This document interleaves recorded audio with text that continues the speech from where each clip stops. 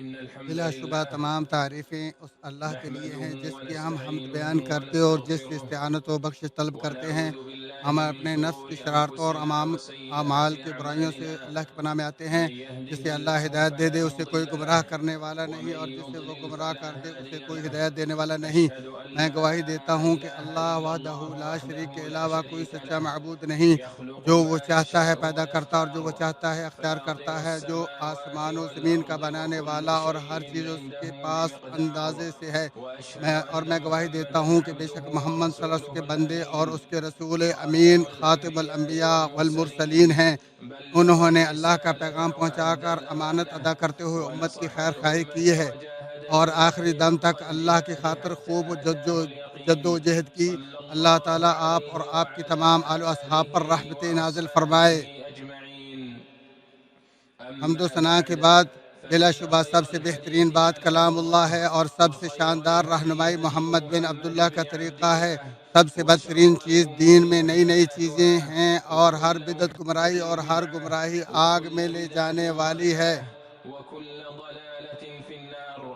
اے اللہ کے بندو، اللہ تعالیٰ کے احکام کے بارے میں اللہ سے ڈرو، اور جس سے اس نے ڈانٹا اور منع کیا اس سے باز آ جاؤ، اور جان لو کہ ہر چھوٹی بڑی چیز نوٹ کی جا رہی ہے۔ جیسا کہ ارشاد باری تعالیٰ، ایمانداروں اللہ تعالیٰ سے ڈرتے رہو، اور ہر شخص دیکھ بھال لے کہ کل قیامت کے واسطے اس نے اعمال کا کیا ذخیرہ بھیجا ہے، اور ہر وقت اللہ سے ڈرتے رہو، بے شک اللہ تعالیٰ تمہارے سب اعمال سے باخبر ہے۔ اقوام مسلم بلا شبہ اللہ تعالیٰ بعض مقامات و اوقات کو فضیلت و شرف بخشنے کے لیے منتخب فرماتا ہے، اور بعض کو صاحب فضیلت و اعانت قرار دیتا ہے۔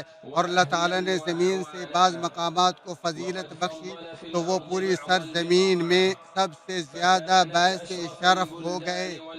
تو مکہ مکرمہ کو ام القریٰ، بلد امین، مسجد حرام، مقام نزول وحی، مسلمانوں کا قبلہ اور مومنوں کی دلوں کی دھڑکن بنا دیا، اور مدینہ منورہ کو ہجرت نبوی کی وجہ سے شرف حاصل ہوا، اور یہیں سے اسلام پھیلا، اور یہی طیبہ اور اسی سے ہر مقام خوشگوار ہے۔ مدینہ کے دو حروں کی درمیانی جگہ حرم شریف ہے، اور یہی آپ صلی اللہ علیہ وآلہ وسلم کا قلعہ، مسکن، مأویٰ، ٹھکانہ اور مدفن شریف ہے۔ اے اللہ کے بندو، اللہ تعالیٰ نے مدینہ کو فضیلت و سرفرازی عطا کی، اور اپنے نبی علیہ السلام کو اسی کی طرف ہجرت کا حکم دیا، اور اس کے دو حروں کی درمیانی جگہ کو حرم قرار دیا۔ اور جس نے اس مدینہ میں بدعت ایجاد کی یا کسی بدعتی کو اپنے ہاں پناہ دی، اس پر اللہ نے لعنت کی ہے۔ لہٰذا اس کے مقام و مرتبے کو سمجھو اور اس کی حرمت کا خیال رکھو۔ حضرت انس رضی اللہ تعالیٰ عنہ نبی مکرم صلی اللہ علیہ وسلم روایت کرتے ہیں، آپ علیہ السلام نے مدینہ فلاں جگہ سے فلاں تک حرم ہے، چنانچہ اس کا کوئی پیڑ پودا نہ کاٹا جائے اور نہ ہی اس میں کوئی بدعت کی جائے، اور جس نے اس مدینہ میں کوئی بدعت کی اس پر اللہ، فرشتوں اور تمام لوگوں کی لعنت ہے۔ بخاری شریف۔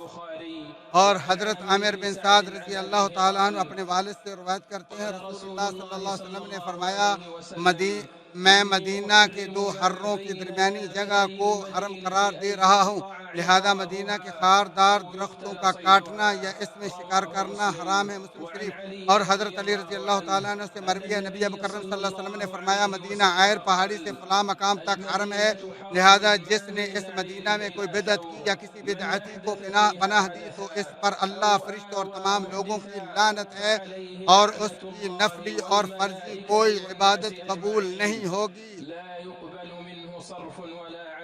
بخاری شریف۔ اقوام مسلم مدینہ ایمان کے سمٹنے کی جگہ ہے، اور اللہ تعالیٰ نے اس کا نام دار اور ایمان رکھا ہے۔ اسی میں مسلسل قرآن نازل ہوتا رہا، اور اسی میں تمام احکام کو شرعی حیثیت حاصل ہوئی، بنیادیں مضبوط اور امن و امان قائم ہوا، اور یہیں سے اسلامی جھنڈے پوری دنیا میں لہرائے، ملک فتح ہوئے، اور اللہ تعالیٰ نے اپنے دین کو غالب کیا، اپنے بندے کی مدد فرمائی اور ان کے دشمنوں کو شکست دی۔ حضرت ابو ہریرہ رضی اللہ تعالیٰ عنہ سے مروی ہے کہ رسول اللہ صلی اللہ علیہ وسلم نے فرمایا، بے شک ایمان مدینہ کی طرف اس طرح سمٹ جائے گا جس طرح سانپ اپنی بل کی طرف سمٹتا ہے۔ مسلم شریف۔ اے اللہ کے بندو، مدینہ مضبوط زرہ اور بلند ترین قلعہ ہے جو اپنے اندر سے خبیث کو دور کرتا اور طیب کو جلا بخشتا ہے۔ اس کے دروازوں پر فرشتے نگران ہوں گے اور اس میں دجال کا رعب اور طاعون داخل نہیں ہو سکیں گے۔ حضرت انس بن مالک رضی اللہ تعالیٰ عنہ سے مروی ہے کہ نبی مکرم صلی اللہ علیہ وسلم نے فرمایا، کوئی ایسا شہر نہیں جسے دجال پامال نہیں کرے گا سوائے مکہ اور مدینہ کے۔ ان کے ہر راستے پر صف بستہ فرشتے کھڑے ہوں گے جو ان کی حفاظت کریں گے۔ پھر مدینہ اپنے مکینوں کے ساتھ 3 بار لرزے گا اور اللہ تعالیٰ ہر کافر اور منافق کو اس سے باہر نکال دے گا۔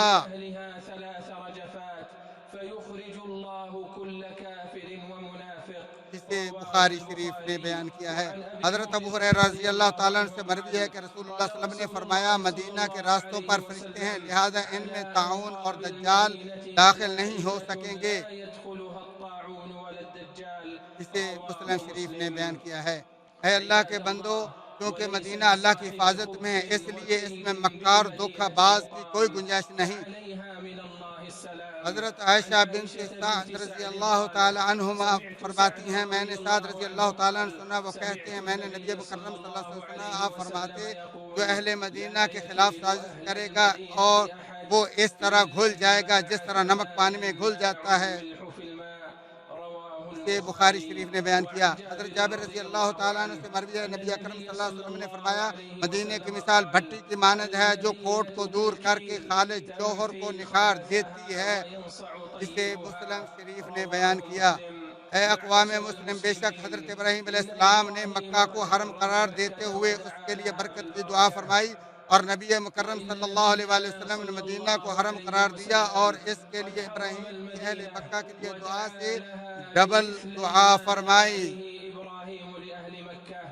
حضرت عبداللہ بن زید بن عاصم رضی اللہ تعالیٰ عنہ سے مروی ہے کہ رسول اللہ صلی اللہ علیہ وسلم نے فرمایا، بے شک ابراہیم علیہ السلام نے مکہ کو حرم قرار دیا اور اس کے مکینوں کے لیے دعا کی، اور بے شک میں نے بھی مدینہ کو ابراہیم کی طرح حرم قرار دیا ہے، اور میں نے اس کے سا و مد اناج کے پیمانوں کے لیے ابراہیم کی اہل مکہ کے لیے دعا سے ڈبل دعا کی ہے۔ اسے مسلم شریف نے بیان کیا ہے۔ حضرت انس رضی اللہ تعالیٰ عنہ نبی اکرم صلی اللہ علیہ وسلم روایت کرتے ہیں، آپ صلی اللہ علیہ وآلہ وسلم نے فرمایا، اے اللہ، جو تو نے مکہ کو برکت دی ہے اس سے ڈبل برکت مدینہ کو عطا کر۔ بخاری شریف۔ اے اللہ کے بندو، یقیناً مدینہ رسول اللہ صلی اللہ علیہ وآلہ وسلم کو تمام شہروں سے زیادہ محبوب تھا، اور آپ صلی اللہ علیہ وسلم مدینے سے وفا شعاری و محبت کے تبادلہ جذبات کے ساتھ ساتھ واضح اظہار خیال بھی کیا کرتے تھے۔ حضرت عائشہ رضی اللہ تعالیٰ عنہ سے مروی ہے کہ رسول اللہ صلی اللہ علیہ وآلہ وسلم نے فرمایا، اے اللہ، مکہ جیسی یا مکہ سے بھی زیادہ مدینے کی محبت ہمارے دل میں ڈال دے۔ اے اللہ، ہمارے لیے ہمارے سا عمد میں برکت پیدا فرما اور اسے ہماری صحت کے آماجگاہ بنا اور اس کی بیماریوں کو جحفہ کی طرف منتقل فرما۔ بخاری شریف نے بیان کیا ہے۔ حضرت انس رضی اللہ تعالیٰ سے مروی ہے، نبی مکرم صلی اللہ علیہ وسلم جب کبھی سفر سے واپس آتے اور مدینے کی دیواروں کو دیکھتے تو اپنی سواری کو تیز کر دیتے، اور اگر کسی جانور کے پشت پر ہوتے تو مدینے کی محبت میں اسے ایڑ لگا دیتے۔ بخاری شریف۔ اور جب مدینہ کی طرف تشریف لاتے تو تیز ہو جاتے، اور جب احد پہاڑ دکھائی دیتا تو آپ فرماتے، یہ پہاڑ ہم سے محبت کرتا ہے اور ہم اس سے پیار کرتے ہیں۔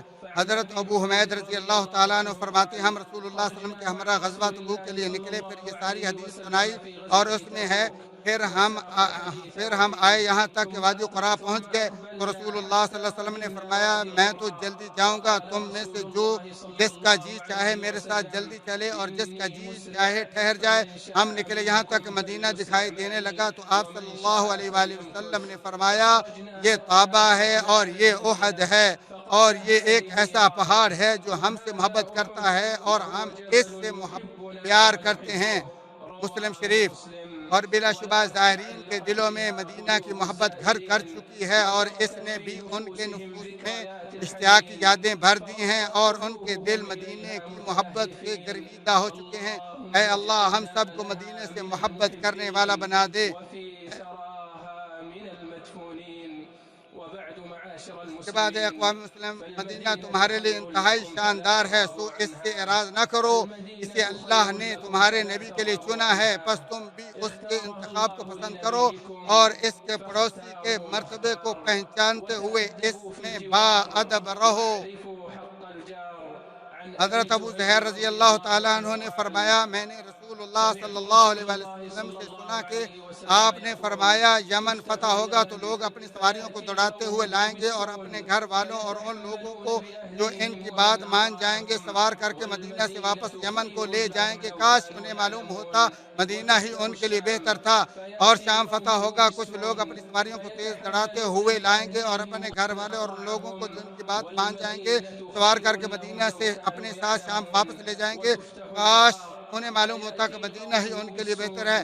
اور عراق فتح ہوگا تو کچھ لوگ اپنی سواریوں کو تیز دوڑاتے ہوئے اپنے گھر والوں اور ان لوگوں کو لے جائیں گے، عراق واپس لے جائیں گے، کاش انہیں معلوم ہوتا مدینہ ہی ان کے لیے بہتر ہے۔ اس سے بخاری شریف نے بیان کیا حضرت ابن عمر رضی اللہ تعالیٰ عنہ سے مروی ہے رسول اللہ صلی اللہ علیہ وسلم نے فرمایا جس کے لیے ممکن ہو وہ مدینہ میں ہی موت کی سعادت حاصل کرے، اس لیے کہ جو اس میں فوت ہوگا میں اس کی شفاعت کروں گا۔ ترمذی نے روایت کیا اور اسے صحیح کہا۔ حضرت عامر بن سعد رضی اللہ تعالیٰ عنہ اپنے والد سے روایت کرتے ہیں رسول اللہ صلی اللہ علیہ وسلم نے فرمایا مدینہ ان کے لیے بہتر ہے، کاش کہ انہیں معلوم ہو جائے جو اس کو بدلی سے چھوڑتا ہے اللہ تعالیٰ اس میں اس کے بدلے اس سے اچھے کو آباد کر دیتا ہے، اور جو مدینہ کی تکلیفوں اور سختیوں کو برداشت کر کے یہاں رہے گا میں قیامت کے دن اس کا شفیع ہوں گا یا گواہ ہوں گا۔ اسے مسلم شریف نے روایت کیا ہے، اسے ترمذی نے روایت کیا اور صحیح کہا۔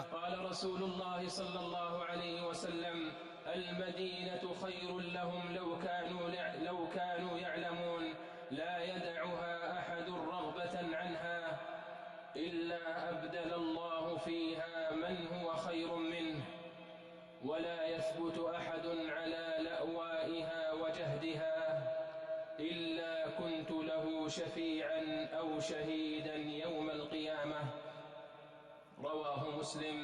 اعوذ باللہ من الشیطان الرجیم۔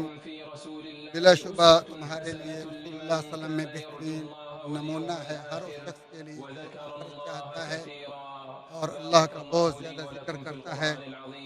اللہ تعالیٰ میرے اور تمہارے لیے قرآن عظیم کو بابرکت بنا اور اس کے آیات و ذکر حکیم کو میرے اور تمہارے لیے نفع بخش بنا۔ اسی پر اتفاق کرتے ہوئے اپنے تمہارے اور تمام مسلمانوں کے لیے اللہ عظیم جلیل سے تمام گناہوں کی بخشش کرتا ہوں، بخشش طلب کرتا ہوں، تم بھی اس سے بخشش طلب کرو، بالشبہ وہی غفور رحیم ہے۔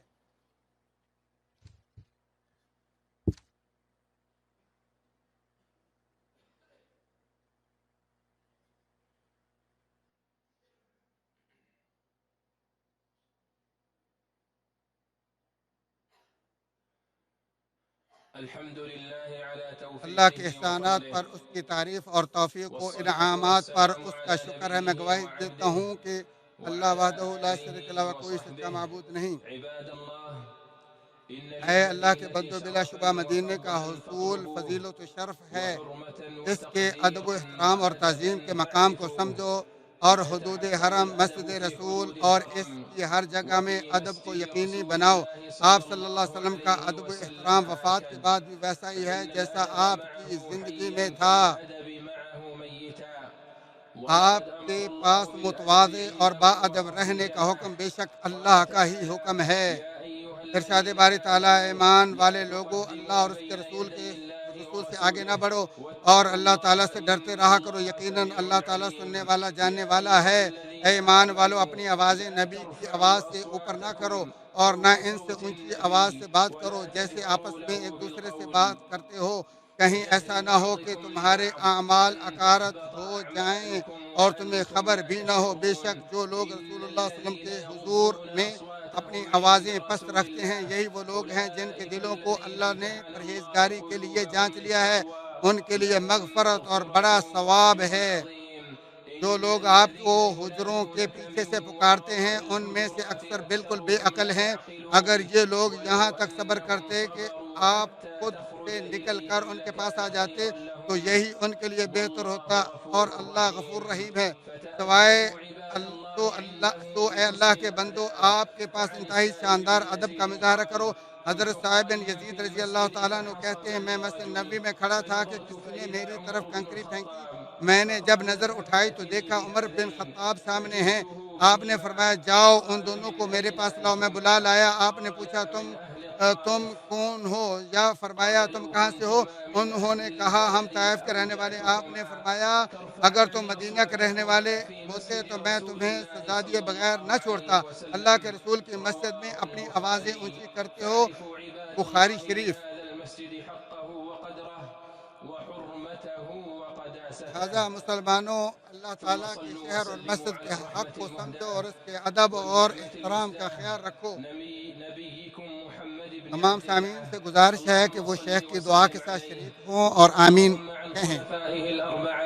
أبي بكر وعمر وعثمان وعلي وعن سائر الصحابة أجمعين وعنا معهم بمنك وكرمك وجودك وإحسانك يا أرحم الراحمين.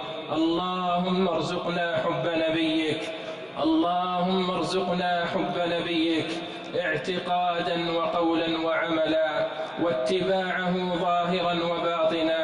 اللهم توفنا على ملته واحشرنا في زمرته وامنن علينا بشفاعته وامنن علينا بشفاعته. اللهم اسقنا من حوضه، اللهم اجمعنا به في جناتك جنات النعيم مع الذين أنعمت عليهم من النبيين والصديقين والشهداء والصالحين برحمتك يا أرحم الراحمين. اللهم أعز الإسلام والمسلمين وانصر عبادك الموحدين واجعل اللهم هذا البلد آمنا مطمئنا وسائر بلاد المسلمين. اللهم آمنا في أوطاننا وأصلح أئمتنا وولاة أمورنا. اللهم وفق ولي أمرنا خادم الحرمين الشريفين بتوفيقك وأيده بتأييدك. اللهم وفقه وولي عهده لما تحب وترضى يا سميع الدعاء. اللهم صل على محمد وعلى آله وصحبه أجمعين.